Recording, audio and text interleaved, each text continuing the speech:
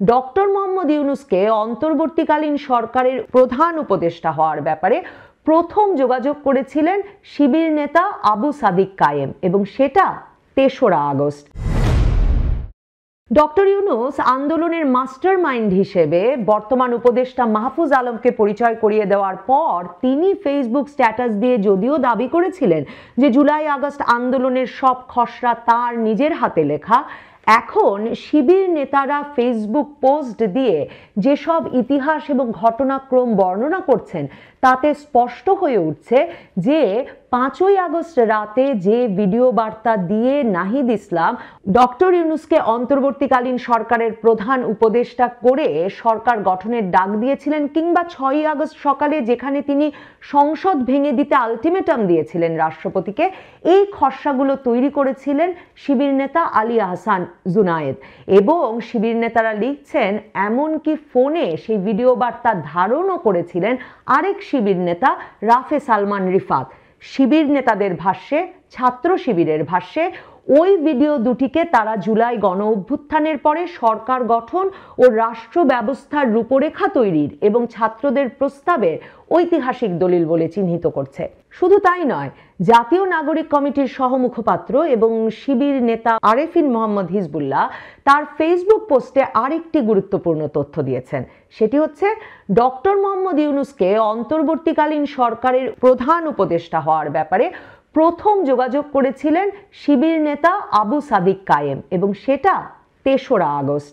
তার মানে ডক্টর ইউনূস যে দেশি বিদেশি মিডিয়াকে বলে আসছিলেন ৫ই আগস্ট সরকার পতনের পর, শেখ হাসিনা ভারতে চলে যাওয়ার পর হাসপাতালে শুয়ে থাকা অবস্থায় হঠাৎ ছাত্রদের ফোন গিয়েছিল তার কাছে প্রধান উপদেষ্টা হওয়ার প্রস্তাব নিয়ে, যাদের কাউকে তিনি চিনতেন না এবং জানতেন না তাদের সম্পর্কে, সেই গল্পটির পেছনেও ছাত্র শিবিরের আন্দোলনকে এবং পরবর্তীতে সরকার গঠনের যে রূপরেখা দেওয়া এবং অন্তর্বর্তীকালীন সরকার গঠনে তাদের যে অবদান এবং প্রধান হিসেবে ডক্টর ইউনূসকে পছন্দের পেছনে শিবিরের যে কাজ, তাকে কৃতিত্ব না দেওয়ার একটা ঝোঁক ডক্টর ইউনূসেরও ছিল। ডক্টর মোহাম্মদ ইউনূস সম্প্রতি সুইজারল্যান্ডের দাভোসে গিয়ে বিশ্ব অর্থনৈতিক ফোরামে যোগ দিতে গিয়ে ব্রিটিশ সংবাদ মাধ্যম দ্য ফিনান্সিয়াল টাইমসের সাংবাদিক বৈদেশিক বিষয়ক সম্পাদক গিডিয়ন রাকমানের সঙ্গে তার পডকাস্টে একটা সাক্ষাৎকার দিয়েছেন, রাকমান রিভিউয়ে। গিডিয়ন রাকমান নিজেও ডক্টর মোহাম্মদ ইউনূসকে এই প্রশ্নটা করেছিলেন। তিনি বলেছিলেন যে ডক্টর মোহাম্মদ ইউনূস কোথায় ছিলেন যখন তিনি ফোন পেলেন এই প্রধান উপদেষ্টা হওয়ার প্রস্তাব সহ। মোহাম্মদ ইউনূস বলছেন যখন ফার্স্ট এই কলটা আসলো তখন তিনি প্যারিসের এক হাসপাতালে একটা স্মল অপারেশন, ছোট্ট অপারেশনের জন্য সেখানে ছিলেন, এবং তিনি বলছেন সো দে কল্ড, তারা ফোন করলো। আর উনি তখন বলছেন যে আমি তো সব সময় খবর দেখছিলামই মোবাইল ফোনে কি হচ্ছে বাংলাদেশে, খুব স্বাভাবিক।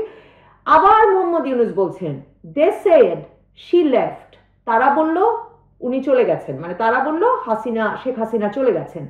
Now we have to have a government, আমাদের এখন একটা সরকার দরকার, please form the government for us, please আমাদের জন্য সরকার গঠন করুন। এখন তো ডক্টর মোহাম্মদ ইউনূস বলছেন, তিনি বললেন না আমি চাই না, আমি এর জন্য উপযুক্ত না, I am not the one, I don't know any, আমি কিছু জানি না এ বিষয়ে এবং আমি এ ব্যাপারে ইনভলভড হতে চাই না। দেখুন, যে প্রশ্ন আমার, যে প্রশ্ন আপনার মনে আসা খুব স্বাভাবিক, গিডিয়ন রাকমান সে প্রশ্নটা ওনাকে স্পষ্ট করে করলেন, জিজ্ঞেস করলেন হু ওয়াজ ইট, হু কন্ট্যাক্টেড ইউ, কে ছিল তারা, হু ওয়াজ ইট, কে ছিল, কারা আপনার সঙ্গে যোগাযোগ করলো। মোহাম্মদ ইউনূস বলছেন স্টুডেন্টস, ছাত্ররা, I don't know this guys, আমি তাদেরকে চিনি না, নেভার হার্ড অফ দেম, কখনো তাদের কথা শুনি নাই, নেভার নিউ দেম, কখনো তাদের কথা জানতাম না। So I try to convince them you will find somebody, মানে আবার উনি যে রাজি না, উনি বলেছেন প্লিজ তোমরা অন্য কাউকে খুঁজে নাও, এগুলো কথা। আমার প্রশ্ন, কে তাকে ফোন করলো? এর উত্তর এখনো 5.5 মাস পরেও ছাত্ররা মানে কি, ছাত্ররা একটা ফোনে অনেকে মিলে কথা বলছিল, সেই ছাত্রদের মধ্যে কে কে ছিল যাদেরকে উনি পরে উপদেষ্টা বানিয়েছেন তারা, নাকি অন্যরা? নামগুলো কি? I don't know these guys, never heard of them, never new them, উনি ওদেরকে চিনতেন না, কখনো ওনাদের কথা শোনেন নাই, কখনো ওদের কথা জানতেন না। ওরা ওনার প্যারিসের হাসপাতালে বসা ফোন নাম্বার পেয়ে গেল এবং সে সময় তাকে ফোন করলেন এবং তিনি ফোন ধরলেন। মানে কাউকে ওনাকে আগে বলতে হলো না যে ডক্টর ইউনূস আপনাকে হয়তো ছাত্ররা ফোন করতে পারে বা কোনো কিছু না, সরাসরি তারা ডক্টর মোহাম্মদ ইউনূসকে ফোনে পেয়ে গেল। কোনো অসুবিধা নাই, সে সময় হয়তো বা বাংলাদেশে এমন একটা সময় যাচ্ছে ডক্টর মোহাম্মদ ইউনূস ফোন ধরেছেন, কিন্তু হু ওয়াজ ইট, হু কন্ট্যাক্টেড ইউ ডক্টর ইউনূস? কে ছিল তারা যারা আপনাকে ফোন করেছিল? কারা আপনাকে প্রথম যোগাযোগ করলো? নামগুলো কি? শিবিরের নেতাকর্মীরা আসলে বহু বছর ধরে, বলতে গেলে বহু দশক ধরে অভ্যস্ত পেছন থেকে বা আড়াল থেকে কাজ করায়। যেই আবু সাদিক কায়েম ডক্টর মোহাম্মদ ইউনূসকে প্রধান উপদেষ্টা হবার প্রস্তাব নিয়ে ৩রা আগস্ট তার সঙ্গে যোগাযোগ করেছিলেন বলে শিবির নেতারা এখন জানাচ্ছেন, সেই আবু সাদিক কায়েম ঢাকা বিশ্ববিদ্যালয়ে ছাত্র শিবির আগস্টে হাসিনা সরকার পতনের পর বেরিয়ে আসার পর সেপ্টেম্বরে এসে প্রকাশ্যে নিজের পরিচয় দেন ছাত্র শিবির সভাপতি হিসেবে।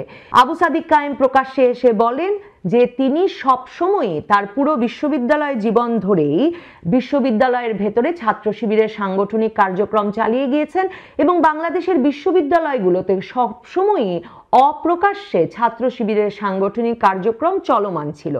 খাগড়াছড়ির ছেলে সাদিক কায়েম পার্বত্য চট্টগ্রাম ছাত্র সংসদের সাবেক সভাপতি এবং হিল সোসাইটির প্রতিষ্ঠাতা, আর স্কুল জীবন থেকেই তিনি ছাত্র শিবিরের রাজনীতির সঙ্গে যুক্ত।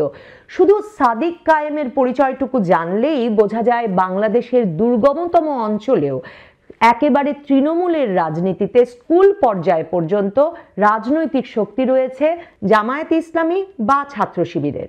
নাহিদ ইসলাম, আসিফ মাহমুদ, মাহফুজ আলম এই ৩জন উপদেষ্টা হয়ে যাওয়ার পর থেকে মনে হচ্ছিল যে এরাই বোধহয় প্রধানতম সমন্বয়কারী। তারা বলছিলেন যে সারা দেশেই তাদের সমন্বয়কারী ছিলেন এবং এটি একটি দেশব্যাপী আন্দোলনে পরিণত হয়েছিল। কিন্তু আমাদের মনে হচ্ছিল যে উপদেষ্টা হিসেবে তারা যেহেতু নির্বাচিত হয়েছেন, হয়তো তারাই প্রধানতম উপদেষ্টা। অন্যদিকে ডক্টর ইউনূস যখন তার বন্ধু ক্লিন্টনের সামনে বিশ্ব দরবারে পরিচয় করিয়ে দিলেন মাহফুজ আলমকে মাস্টার মাইন্ড হিসেবে, তখন থেকে আমি ধারণা করি আমার মতো যারা রাজনীতি পর্যবেক্ষণ করেন তারা ক্রমাগতভাবেই ভাবছিলেন যে মেটিকুলাস ডিজাইনে যে পরিচালিত হয়েছে যে সরকার উৎখাতের আন্দোলন, যা বলছেন ডক্টর ইউনূস, সেই আন্দোলনটি পরিচালনা করবার মতো রাজনৈতিক শক্তির উৎস কি ছিল মাহফুজ আলম, নাহিদ ইসলাম বা আসিফ মাহমুদের? এই যে জুলাই আন্দোলনে সারা দেশের সকল বিশ্ববিদ্যালয়গুলোর ছাত্রছাত্রীরা ঐক্যবদ্ধভাবে বিরাট সংখ্যায় একই সময়ে বেরিয়ে এলো। যাত্রাবাড়ির ঢাকা চট্টগ্রাম মহাসড়ক থেকে সারা দেশের সবগুলো মহাসড়ক মাদ্রাসা ছাত্ররা বিপুল সংখ্যায় বেরিয়ে এসে 18ই জুলাই থেকে পুলিশি অ্যাকশন, গুলি, কারফিউ সব উপেক্ষা করে লাগাতার দখলে রাখলো। এত বিপুল সংখ্যায় তারা নেমে এলো যে মহাসড়কগুলো থেকে গুলি, মৃত্যু, লাশ কোনো কিছুর মুখে তাদের তুলতে পারেনি হাসিনা সরকার। সারা দেশের স্কুল কলেজের ছেলেমেয়েরা, বেসরকারি বিশ্ববিদ্যালয়ের ছেলেমেয়েরা রাস্তায় নেমে এলো। ইন্টারনেট বন্ধ করে দেওয়ার পরেও তাদের মধ্যে বার্তা আদান প্রদান চলতে থাকলো। পুলিশের গুলি চলল, তার মধ্যেও একদল বুক পেতে দাঁড়ালো গুলির মুখে। এ কি সম্ভব সংগঠিত রাজনৈতিক শক্তি ছাড়া? অথচ মাহফুজ এবং নাহিদেরা কিছু পাঠচক্র, দেয়াল পত্রিকা, সাহিত্য পত্রিকা বের করা ছাড়া তাদের অতীত রাজনৈতিক অভিজ্ঞতা হিসেবে কোনো উদাহরণ দিতে পারল না 5ই আগস্ট পরবর্তী তাদের দেওয়া পত্রপত্রিকার সাক্ষাৎকারগুলোতে। এখন শিবির নেতাদের ফেসবুক পোস্ট থেকে বোঝা যাচ্ছে, পরিষ্কার হচ্ছে যে তারা পেছনে থেকে সামনের মুখ হিসেবে আসিফ, নাহিদ, মাহফুজদের নির্বাচন করেছিলেন। এমনকি 5ই আগস্ট রাতে, যাকে তারা 36শে জুলাই হিসেবে অভিহিত করেন, সে রাতেও নাহিদ, আসিফ, মাহফুজ ছিলেন শিবির নেতাদের সঙ্গে এক বাড়িতেই। আমি আসলে যে প্রশ্নের উত্তর স্পষ্টভাবে ডক্টর মোহাম্মদ ইউনূসের কাছে জানতে চাই তা হচ্ছে, তাকে কে ফোন করেছিল প্রধান উপদেষ্টা হওয়ার জন্য? কে বা কে কে? আমি নিশ্চিত তখন যদি বা তিনি দাবি করছেন তিনি এদের কাউকে চিনতেন না, তারা নিশ্চয়ই নাম বলেছিল, সেই নামগুলো জানতে চাই এবং এর মধ্যে তিনি নিশ্চয়ই তাদের সঙ্গে সাক্ষাৎ করেছেন বা পরিচিত হয়েছেন। এই নাহিদ, আসিফ, মাহফুজ এরা তাকে ফোন করেছিল? এই প্রশ্নটার উত্তর জানা খুবই জরুরি, উত্তর জানা জরুরি। তিনি কি করে আবার ক্যাবিনেটে 3জন উপদেষ্টাকে নিলেন যে তোমরা রক্ত দিয়েছো তোমরা থাকবে, কিসের ভিত্তিতে তিনি বিচার করে নাহিদ, আসিফ এবং মাহফুজকে তার মন্ত্রিসভায় নিলেন, তার উপদেষ্টা পরিষদে নিলেন? এই প্রশ্নগুলোর উত্তর জানা আমার মনে হয় খুব জরুরি, নানা বিষয়ে সন্দেহ দূর করবার জন্যই। এবং আমার মনে হয় ডক্টর মোহাম্মদ ইউনূস নিজেই পারেন, একমাত্র তিনিই পারেন সেসব সন্দেহ দূর করতে।